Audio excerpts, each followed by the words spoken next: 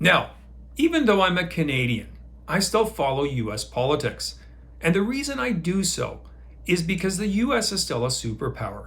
And what happens in the United States does have an impact on the rest of the world. Now, Tuesday, November 8th, there will be the US midterms. It will be the first opportunity for citizens of the United States to weigh in on the Biden presidency. They'll either validate it and say, yes, Biden and the Democrats are going in the right direction, or they'll be able to repudiate it and say, no, Biden and the Democrats are going in the wrong direction. So let's look at what's happened post-Trump and under a Biden presidency.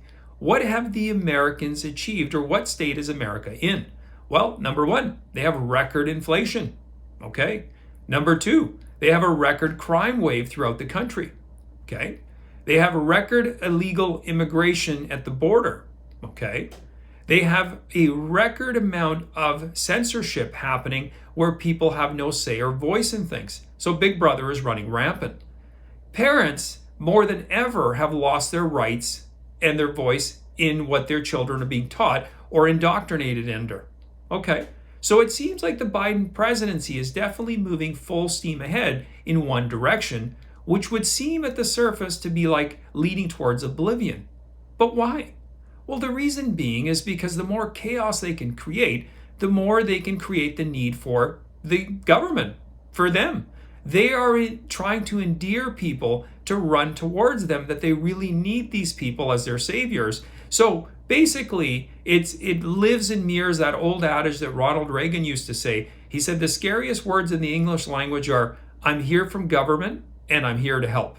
And that should frighten you. But these folks figure, no, that should give you solace because they know better than you. You, who are just a peasant who really don't know anything, and they're busily gaslighting you every opportunity they get.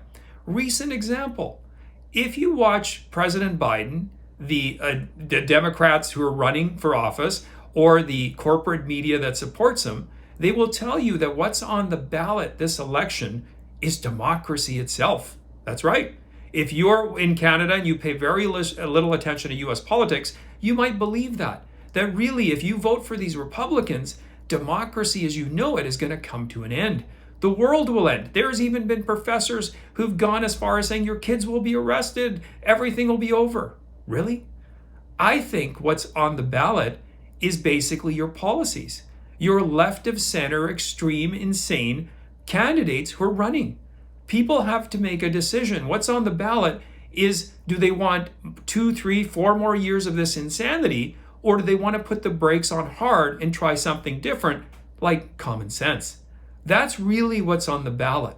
And that is what Democrats are afraid of. Because if they had to run on their policies and with their achievements, they'd be wiped off the face of the map.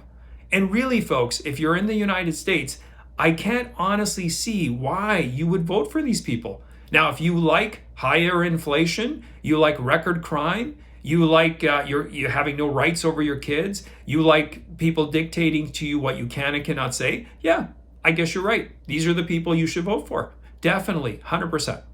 But to me, when I listen to the candidates that are running that are truly independent thinking, critical thinking, and I've seen in the Republicans, there's a huge minority of candidates that are Latin, that are African American, all these different nationalities, groups, ages are being represented.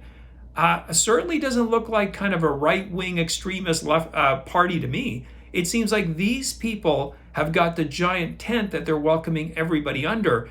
And the main premise of what they're welcoming under, or the crux of what they're offering, is freedom, is the fact that you have a voice and that Big Brother is not going to tell you what to think, how to think, when to think, and why to think. They believe that you have autonomy, that you have autonomy over your body, you have autonomy over what you want to do and say. These are vital things. So really, what's on stake at the ballot is two different visions of how you want to govern citizens.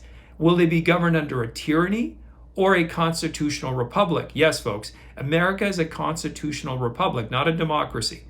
Anyway, those are my thoughts. I certainly hope Godspeed to the voters out there. They make the right decisions, they choose wisely, because not only is their country at stake, but to a small degree, so is the rest of the world.